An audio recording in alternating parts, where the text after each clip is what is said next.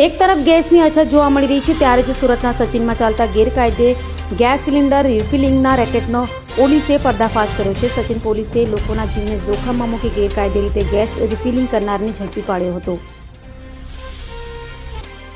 સુરતમાં ગેરકાયદે ગેસ રિફિલિંગના રેકેટનો સચિન પોલીસે પર્દાફાશ કર્યો છે. સચિનના સાઈનાથ સોસાયટી વિસ્તારમાં પોલીસે દરોડા પાડી આરોપી અમિત મહેન્દ્ર પ્રસાદ કનુજિયાની ધરપકડ કરી ગેરકાયદે ગેસ રિફિલિંગનો ધીકતો ધંધો ઝડપી પાડ્યો હતો. પોલીસ તપાસમાં સામે આવ્યું હતું કે આરોપી અમિત કોઈપણ પ્રકારની કાનૂની મંજૂરી વગર ઘરેલું અને કોમર્શિયલ ગેસ સિલિન્ડરમાંથી નાના સિલિન્ડરમાં ગેસ ભરવાનું ગેરકાયદે કામ કરતો હતો. આ કામગીરીથી આસપાસના લોકોના જીવને ગંભીર જોખમ ઊભું થયું હતું. પોલીસે સ્થળ પરથી HP કંપનીના મોટા ગેસ સિલિન્ડર, નાના ગેસ સિલિન્ડર, રિફિલિંગ મશીન સહિતનો 10,550નો મુદ્દામાલ કબજે કરી હાલ સચિન પોલીસે ભારતીય ન્યાય સંહિતા 2023ની કલમ 287 હેઠળ ગુનો નોંધી વધુ તપાસ હાથ ધરી છે. પોલીસે આરોપી અમિત કનુઝિયાના ઘરેથી અંદાજે 15 થી 20 ગેસ સિલિન્ડરનો જથ્થો પણ કબજે કર્યો હોવાનું ચર્ચાઈ રહ્યું છે.